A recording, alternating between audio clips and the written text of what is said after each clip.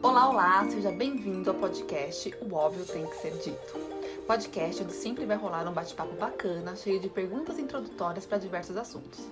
Porque aqui a gente acredita que o que é óbvio para você pode não ser para mim. E por isso, o óbvio tem que ser dito.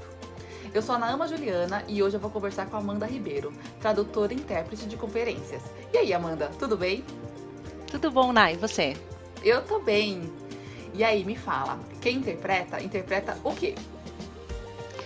Bom, interpreta eventos, conferências, cursos, demonstrações de resultados, reuniões, eventos televisivos, esportivos, de entretenimento, cultura e afins. Você que está ouvindo talvez não saiba, mas intérprete é aquele profissional. Vamos imaginar assim, estamos assistindo o Oscar, estão lá os apresentadores, atores falando em inglês e sempre tem aquela voz nos ajudando falando em português. Hoje estamos falando desse tipo de interpretação, correto? Isso mesmo. E você é tradutora também. Qual que é a diferença entre tradutora e intérprete? Bom, eu acho que a maneira mais básica para explicar é que a tradução é a escrita e a interpretação é a falada. Uma outra maneira divertida de abordar o assunto é que a tradução geralmente você pode fazer de pijama e a interpretação não. Então vamos focar mais em interpretação hoje, pode ser? Certo, claro. Legal. E você falou que interpreta em conferências, pode interpretar cursos, tal. Você tem alguma preferência? Eu quero dizer, existe uma formação para quem só interpreta conferência, ou para quem só interpreta curso, é uma coisa super plural que você pode ir de acordo com o que você é chamado, com as suas preferências? Olha, aqui no Brasil, o predominante é você ser mais generalista e atender os tipos diversos de eventos e cursos que existem. Você pode sim se especializar e trabalhar só num nicho específico, mas aí ia ficar muito restrito e provavelmente você não ia conseguir sobreviver dessa profissão. Mas existem, claro, preferências. Você pode se especializar, por exemplo, em eventos médicos, e aí você vai trabalhar basicamente só com medicina. Ou então se negar a trabalhar em eventos médicos. E aí você vai trabalhar em qualquer outro assunto, exceto medicina. Por que alguém se negaria a atender um evento médico, por exemplo? Eu sei que você falou médico como exemplo, mas você pode responder de uma forma geral. Não, medicina é um exemplo bastante comum para a gente dar, porque é um evento muito difícil. É um evento... Porque nós somos linguistas, certo? Nós somos generalistas, a gente tem aptidão para estudar e trabalhar em diversos assuntos. Mas medicina é um ramo do conhecimento muito denso. E os eventos médicos, eles são muito conhecidos por serem densos em termos de conteúdo, complexidade, importância. É um dos casos em que o intérprete poderia matar alguém se traduz errado, certo? É porque você está lidando com a medicina, você é o intermediário da comunicação. E em caso de congressos, por exemplo, onde eles trazem as novidades do ramo da medicina, você está lidando com coisas que são novidades. Não teria como você se preparar para antecipar o que vai ser dito como novidade. Então, trazem ali doenças novas, medicamentos que estão sendo estudados, muitos números. Geralmente, quando está falando de um estudo de algum medicamento novo, por exemplo, para uma certa doença, ele lida com genética, é muito tenso. Então, as pessoas tem a tendência a deixar a medicina para a carreira quando ela está mais solidificada, ou então a negar, falar não vale o estresse, o tanto que eu tenho que estudar para um evento de 1 hora de medicina não compensa, no fim das contas. Uau, eu tô chocada. Até porque esse exemplo que eu dei do Oscar não é um exemplo em vão, né? É o contato que eu tenho com a interpretação. Sim. São essas coisas mais corriqueiras do dia a dia, mas realmente vai muito além. Você pode matar alguém pesado, bem complicado. Mas olha, deixa eu só fazer um comentário sobre o Oscar. Apesar de parecer corriqueiro, o Oscar também é muito tenso. Porque no Oscar é uma premiação onde eles fazem muitas referências a piadas locais. Às vezes uma referência que não faz sentido aqui, ou às vezes o intérprete até entendeu a referência, entendeu qual é a graça daquilo, mas aquilo nunca vai ter graça aqui no Brasil. Então, o intérprete do Oscar, ele está sempre tentando adaptar da melhor maneira possível para ter a mesma graça, para passar o sentido para o público brasileiro, e muitas vezes ele falha, porque não tem como, pela velocidade, até você contextualizar aquilo, ou melhor, não dá para contextualizar, né? Interpretação, essa é também um ponto importante da diferença entre tradução e interpretação. Na tradução, você pode se preparar, você pode pesquisar, você pode, dependendo do prazo, você pode levar dias pensando na melhor solução.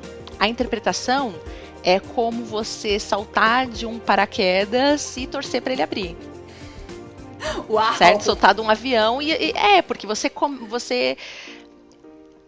não consegue se preparar. Se você já disse alguma coisa, não tem como você voltar atrás. Você pode se corrigir numa próxima frase, etc. Mas o que já foi dito, já foi dito. Tá, você tá adiantando já algumas perguntas, mas Ai, voltando pro programa, assim que é desculpa. gostoso. Mas quando você estava falando sobre medicina, você falou de cuidados, tal, que às vezes a pessoa tem que ter certos cuidados. Quais seriam esses cuidados pré-interpretação? Já você comentou que não tem como prever o que a outra pessoa vai falar. Concordo, né? Até porque é espontâneo, mas ao mesmo tempo tem um estudo, certo? Você não chega lá na... Opa, voltei da praia, tô aqui... Vambora, vamos interpretar. Não, pelo contrário. Olha, para dar um exemplo concreto, sábado passado eu trabalhei em um evento de oncologia. E a dificuldade desse evento era tão grande que para um evento de um dia todo de trabalho, eu estudei 5 dias inteiros. Uau! É por isso que muitos colegas ponderam se realmente vale a pena, porque foram 5 dias de estudo em que eu não pude assumir nenhum outro trabalho, nem escrito, nem de interpretação, só me dedicando para esse trabalho. Então, assim, financeiramente falando, friamente falando, eu teria que pegar o valor da minha tarifa e dividir por 6, certo? Uhum. 5 dias de estudo mais o dia de trabalho efetivo, para saber quanto que eu ganhei de fato. Né? Mas, enfim, eu estudei muito. Então, o que a gente faz é tentar, da melhor maneira possível, convencer o cliente, contratante, que é para ele enviar todo o material possível que ele tenha, para a gente se preparar. Isso que eu ia perguntar. Você não pega livro de oncologia e vambora, o que pode ser dito? Tem material? Tem. Sempre? Bom, nunca. Não, infelizmente não. A gente tenta convencer, nós intérpretes, né? Tenta convencer o cliente de que é imprescindível que ele mande o documento. Mande a agenda, mande o nome das pessoas que vão participar, porque o nosso estudo começa por aí. Se a gente não tem nada, vamos supor num cenário, o pior cenário do mundo, nem vou dizer de medicina, porque num evento de medicina que o cliente disser que não vai mandar material, eu nem aceito. Uhum, claro. Você pode matar alguém. Eu estou realmente impressionada. E impressionada porque é real. É real. E você tem a sua cara que tá a tapa, você vai falar uma bobagem ali muito grande, né? Mas vamos pensar num evento de educação, um evento mais leve, um evento que tá falando sobre uma metodologia nova para professores, uma coisa que não vai matar ninguém, tá? Se o palestrante... Depende, né? Bom. Mas vamos dizer assim... Se o contratante não te mandar material nenhum, mas você sabe qual é o nome do evento, onde ele vai ser realizado, eu posso fazer uma pesquisa independente e encontrar, olha, a palestrante é a Naama Juliana, a Naama Juliana tem isso e isso de experiência, ela deu aula em tal lugar, geralmente ela fala sobre o método X, e aí, a partir Você pesquisa tudo isso? Eu pesquiso. E aí, em cima disso, eu vou, sei lá, vamos supor que eu nunca ouvi falar desse método inovador e etc. Então, por onde eu começo a buscar alguma informação? Eu procuro no mais básico mesmo. Eu procuro, sei lá, no Wikipédia. O que tem no Wikipédia sobre isso? A partir disso, eu vou aprofundando e vou abrindo um leque de estudo até chegar, talvez, num artigo que ele tenha publicado, numa análise internacional, e aí eu procuro vídeos da Naama na internet para ver como é a prosódia dela, como que ela fala. O que é prosódia? A entonação, o jeito como ela se expressa, se ela tem algum tipo de vício de linguagem. Eu faço isso para tentar me acostumar e não tomar um choque. Vamos supor, eu estou falando de educação, vamos falar de arte. Se eu fosse interpretar o Gil, por exemplo, seria interessante saber antes que ele é um cara que fala lento e que ele demora para concluir os pensamentos. Então, a minha técnica de interpretação tem que ter uma abordagem distinta.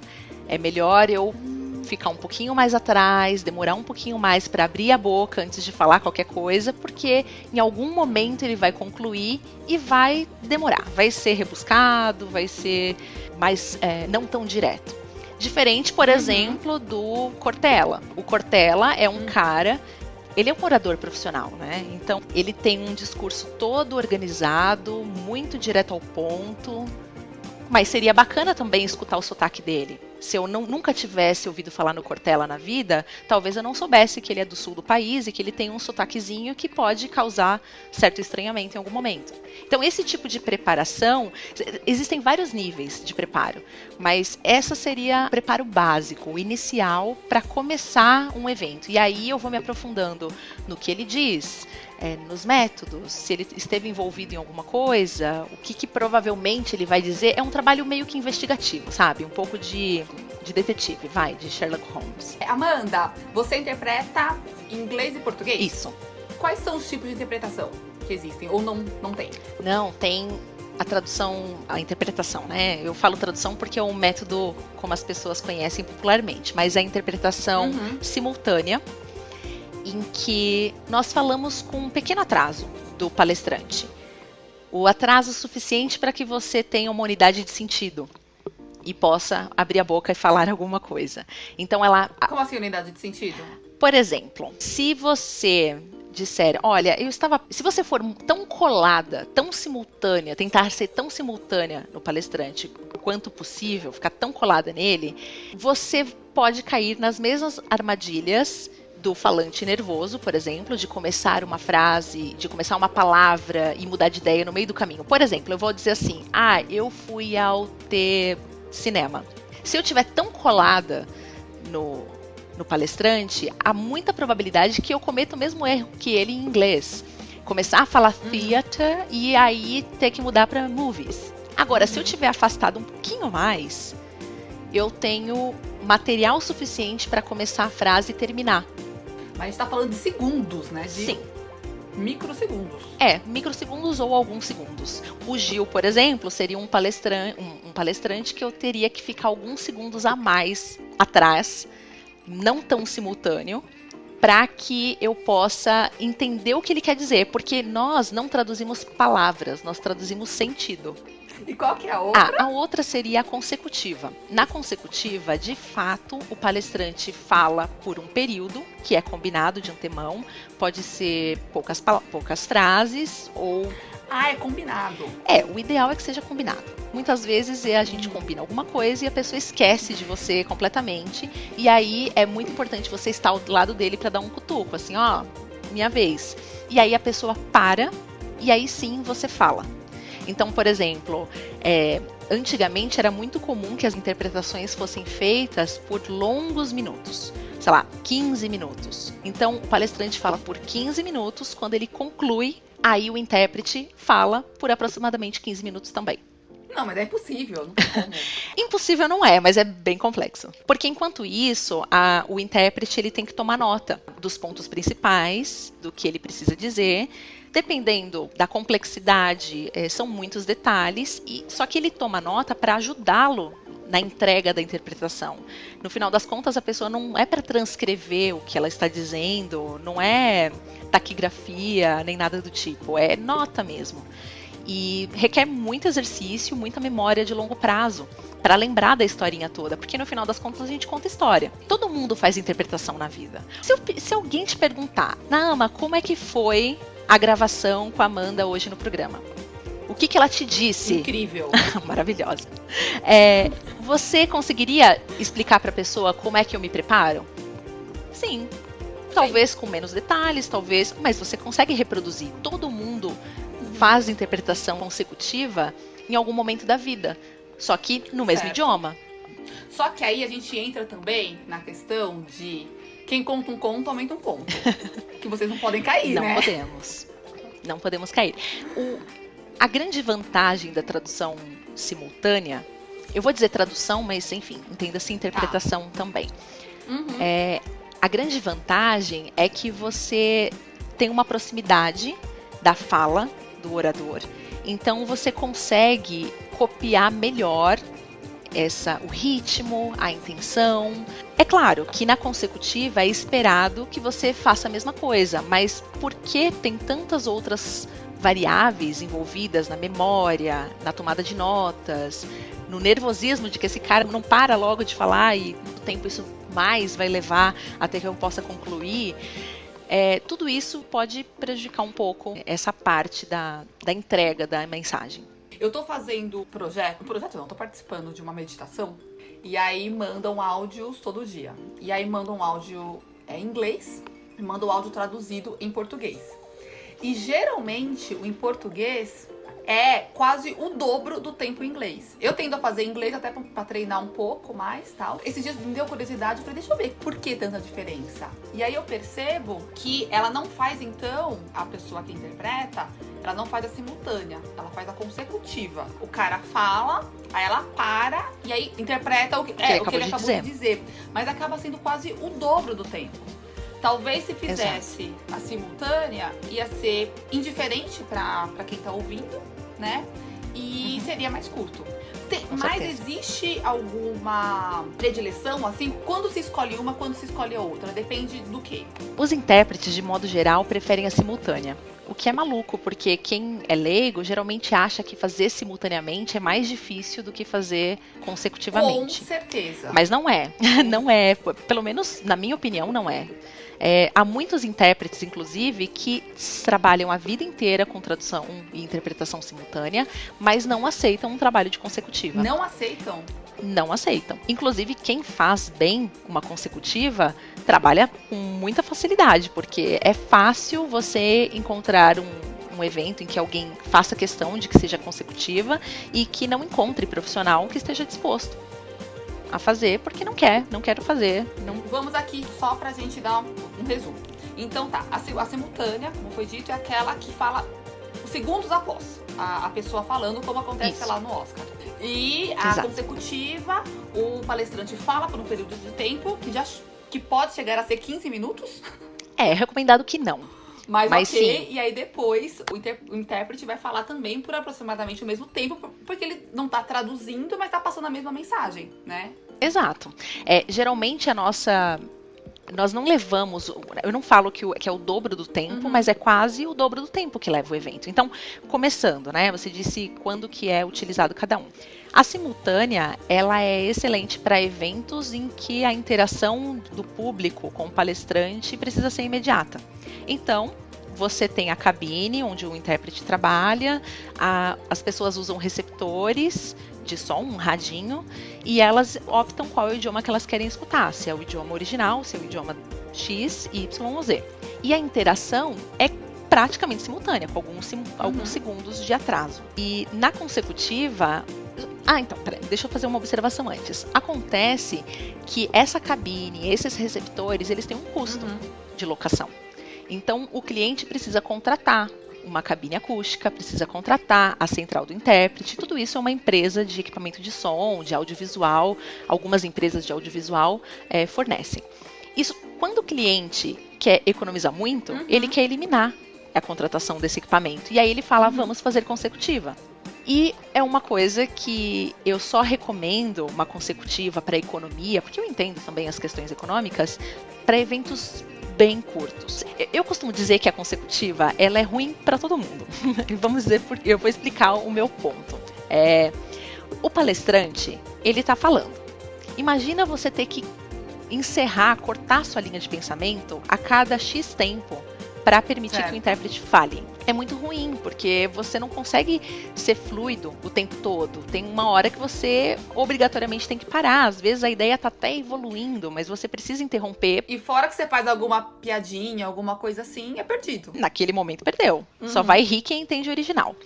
Bom, é ruim para quem é bilíngue. Por quê? Porque a pessoa que é bilíngue, ela vai ouvir tudo duas vezes. Ela vai ouvir em inglês por 15 minutos. Vamos diminuir esse tempo, porque 15 minutos é bem irreal. Vamos colocar 6 minutos, tá? Metade. Mas é muito ainda. Ainda é muito tempo. É muito difícil. Isso é real, existe. As pessoas falam por 6 minutos, depois você tem que interpretar 6 minutos? Esse é absurdo. É surreal. A gente tenta, como intérprete, puxar a sardinha para nossa brasa. Então a gente fala assim, olha, vamos fazer assim, intermitente, que a gente chama carinhosamente de ping-pong. Você fala uma frase, uma unidade de sentido, e eu falo outra. Alguma coisa em torno de 30, 40 segundos. Eu ia falar, olha, 2 palavras, é isso, 2. Acabou. Mais ou menos assim. Seria algo assim, o intermitente seria algo assim. Bom dia, estou muito feliz de estar aqui com vocês. Muito obrigada, fulano e cicrano, pelo convite. Aí ele para. E aí eu traduzo. Certo? Isso seria intermitente. Ela é bem curtinha, bem mais menos desconfortável para todo mundo. Bom, mas deixa eu voltar na consecutiva tradicional para você entender qual é o problema. Então aí você é desconfortável para quem é bilíngue, porque eu ouvi tudo 2 vezes. É desconfortável para quem é monolíngue, porque ela vai escutar 6 minutos de blá blá blá whiskas, sem publi aqui, e depois ela precisa esperar um momento para ela começar a entender o que está sendo dito. Nesse período em que ela está sem entender nada, que ela está praticamente surda, só está ouvindo ruídos de um idioma estrangeiro, a pessoa se distrai, ela chama a pessoa do lado, ela pega o celular. Então você perde muito da conexão do público. Aí fora que leva o dobro do tempo. Então se você tinha programado um evento de 1 hora, provavelmente ele vai levar 1h40, 1h50, porque a gente não diz exatamente os 6 minutos, a gente condensa um pouco mais a informação, mas ainda assim leva muito tempo, então demora o dobro. Então ela é totalmente inviável para uma conferência, por um curso de dia inteiro, porque ficaria muito cansativo, muito pesado. Então seria só para um anúncio rápido, alguma intervenção.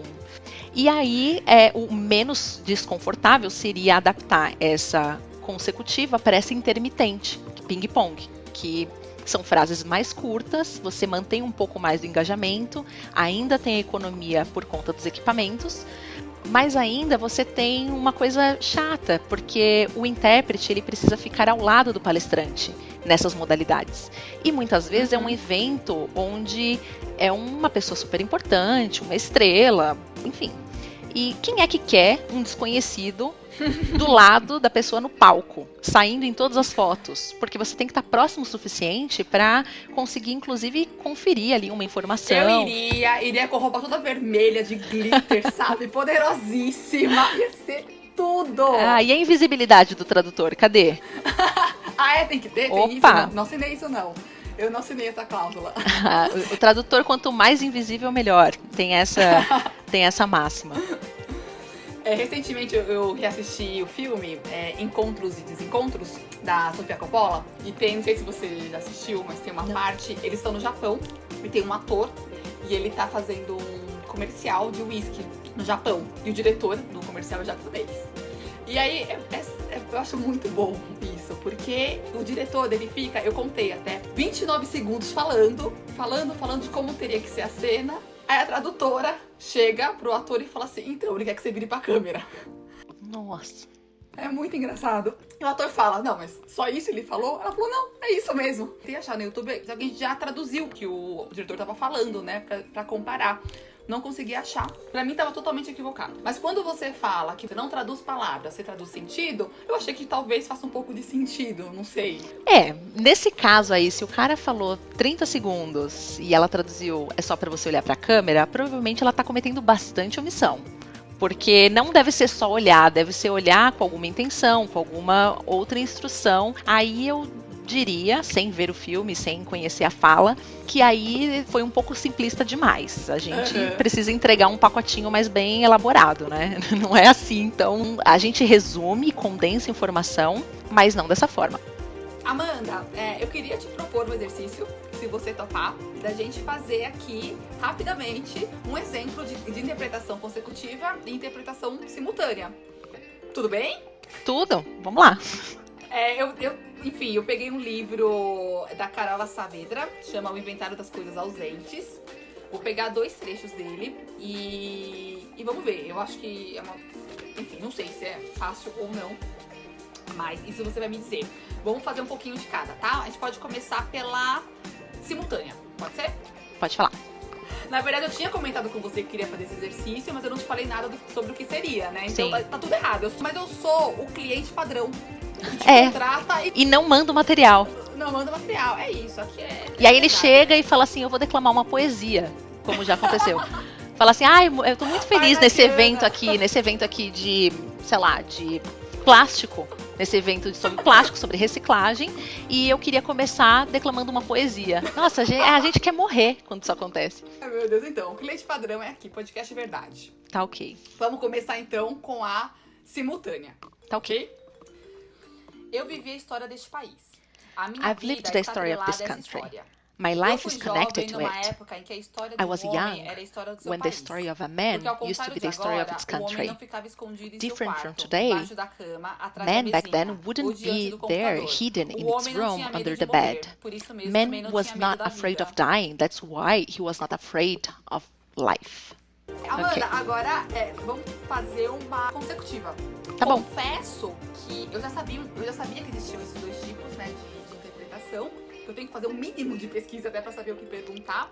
Eu tinha pensado em fazer daquela forma, como você disse, ping-pong, mas não vou fazer. Eu vou ler tudo e depois você faz, porque aqui vai ser nível hard, tá?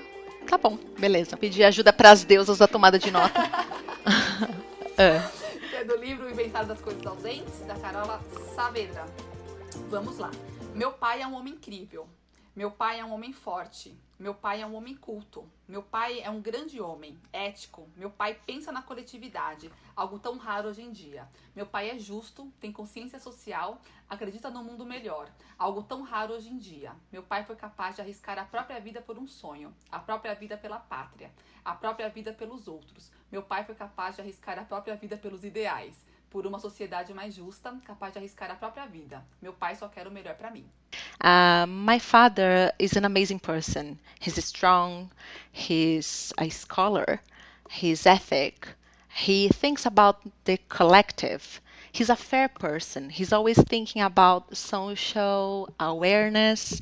He thinks about the world as a better place. He risks his life for everything that is ideal for us to have a fair road, for us to be in a better place. He would do anything for me. Incrível. É que assim, eu confesso que minha tomada de notas está bem enferrujada. Faz muito tempo que eu não faço consecutiva, porque 90% do meu trabalho é simultâneo. Então, você sabe, tudo aquilo que você não pratica, você perde a mão, você não fica tão flexível. Aprovada, contrataria. Pra consecutiva que é mais barata. Não é não. Nem vem, já é mais difícil, poxa. Mais difícil tá querendo pagar menos. Você corta palavrão ou não? Depende da intenção do palavrão. Tem palavrão que é usado para ênfase e depende também do cliente, tá? Então depende do objetivo do evento, etc. Se eu estiver num evento super descolado, de startup, e o cara é super jovem e usa palavrão normalmente, o público também é parecido, e eu sinto que dá para colocar, que ele insiste naquele palavrão por algum motivo, você tentou amenizar um pouquinho no começo para não ficar tão chocante, mas aquele público pede aquilo, aquela palestra tem um motivo para que tem um sentido ter aquele palavrão, eu traduzo. Agora, pode falar palavrão aqui? Pode sim. O fuck, em inglês, ele é muito utilizado para ênfase. A gente não diz em português foda ou algo do tipo com tanta naturalidade. Eles usam como intensificador de coisa. Então, às vezes, você pode usar alguma coisa um pouco mais polida, dependendo do ambiente, e fica mais elegante. Mas, enfim, de modo geral, a gente perguntaria para o cliente antes como que é a abordagem dele com relação a isso. Assim, como que você quer? Você quer com fidelidade de intensidade? Você quer que amenize um pouco? Ou não? Seu cliente é quem você está interpretando ou quem te contratou? Que não necessariamente são as mesmas pessoas. Concordo, certo? Não necessariamente. Meu cliente é quem me contratou. Tá. E você já teve que interpretar alguém que você pensou, meu Deus, o que eu tô fazendo aqui? Um monte de gíria, um monte de sei lá... Nossa, já. E como lidar com isso? O que fazer? Nada. Interpretar. A gente tenta se sair da melhor maneira possível, né? Como o bom da interpretação é justamente isso. Você tem liberdade para usar recursos 1000. E a gente sempre trabalha em dupla também. Então, se a pessoa é muito eloquente, tem umas expressões muito moderninhas, a gente conta com a ajuda da sua dupla para trazer ali uma coisa mais fidedigna.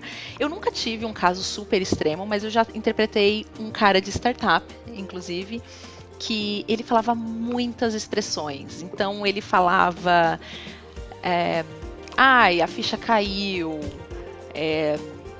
enfim, várias outras expressões idiomáticas que são muito específicas. Você estava interpretando do português para o inglês ou do inglês para o português? Nesse caso, eu estava interpretando para o inglês, do português para o inglês.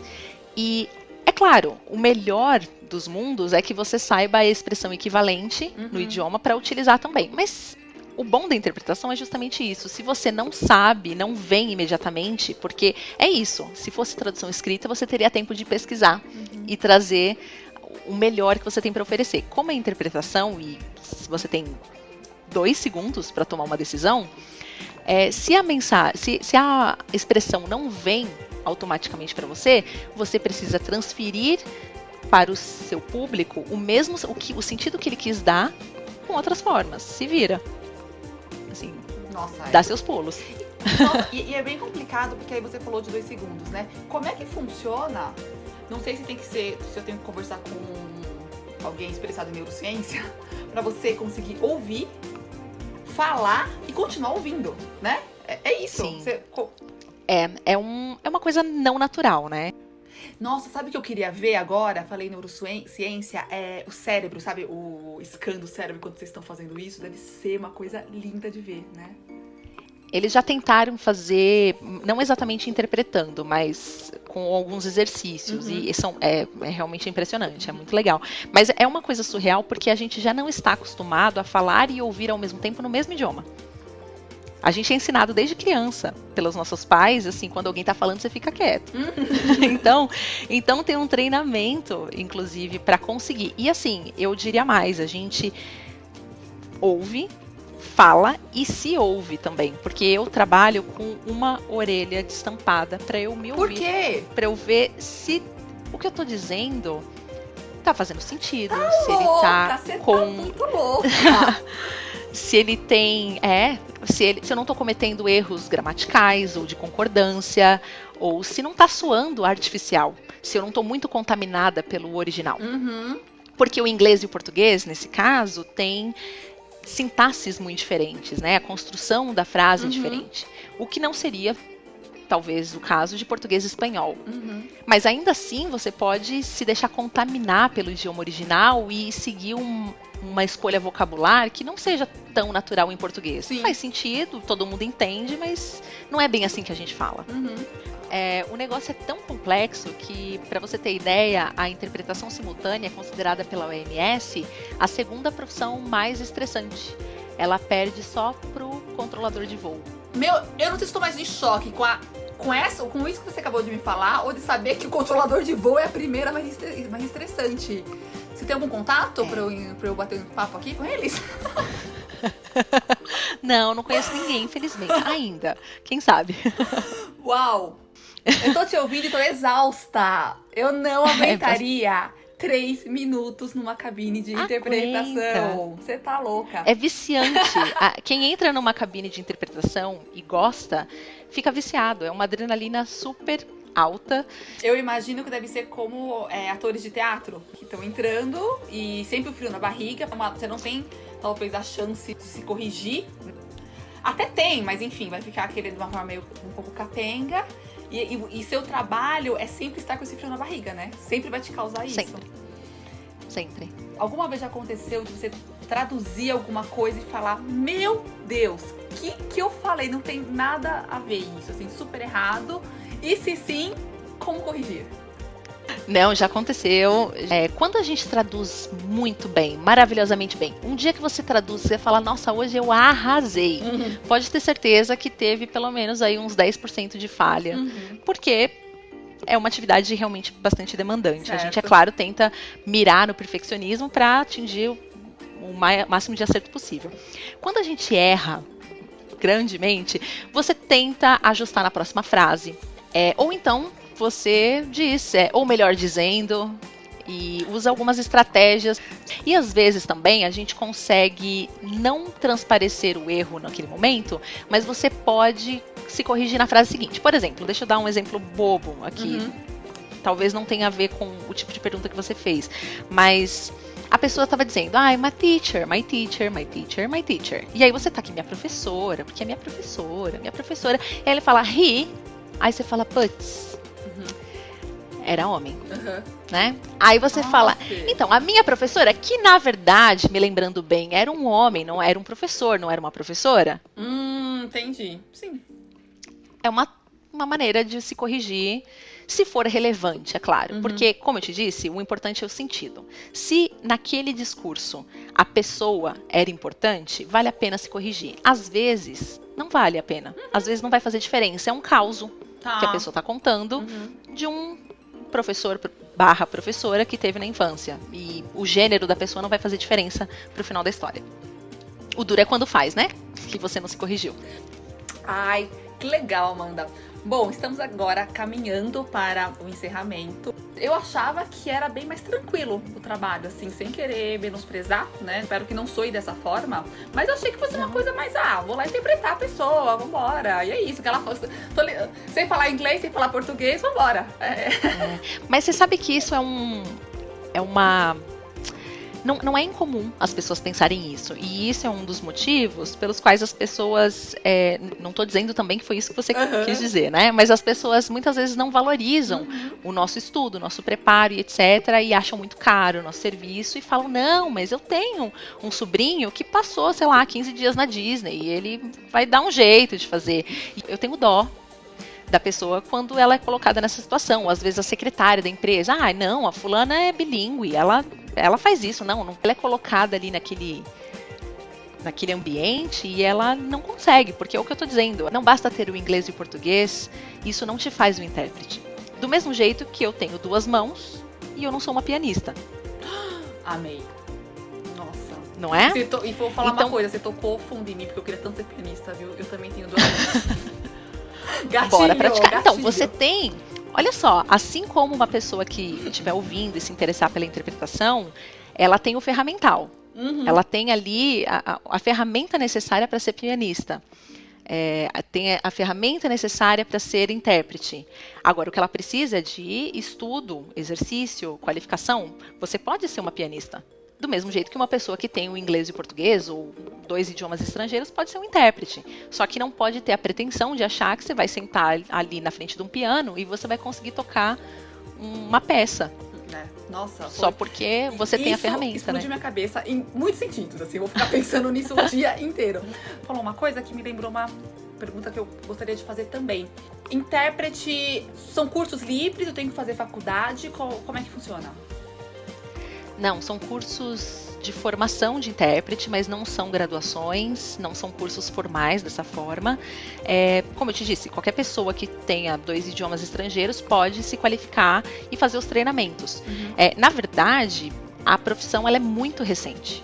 Ela começou há poucos anos, considerando, né, a interpretação como um todo existe desde que o mundo é mundo, desde que existe mais de um idioma. Mas formal, enfim, é coisa do século passado, não tem muito tempo. A simultânea, por exemplo, ela surgiu por uma necessidade no julgamento de Nuremberg, depois da Segunda Guerra Mundial. Tinham tantos julgamentos que precisavam ser feitos em vários idiomas que eles contrataram intérpretes que já estavam acostumados a fazer consecutivas e adaptaram. A IBM providenciou lá um equipamento chaveado e etc. que deu a base para as nossas cabines de hoje em dia, para que as pessoas pudessem fazer os julgamentos da maneira simultânea, para que fosse mais rápido. Sim. E pudesse julgar as pessoas adequadamente em vários idiomas ao mesmo tempo. Nossa. Então, é uma profissão super recente, não tem... os cursos de formação surgiram há pouco tempo também. Aqui no Brasil, eu acho que o primeiro foi fundado em 1970, se eu não estou errado. Uau. Então, Então, os primeiros intérpretes, eles se fizeram intérpretes pela necessidade, etc. Mas hoje em dia já existe curso de formação que atalha muito os problemas, ensina técnicas e ajuda a você a se desenvolver melhor. Que legal.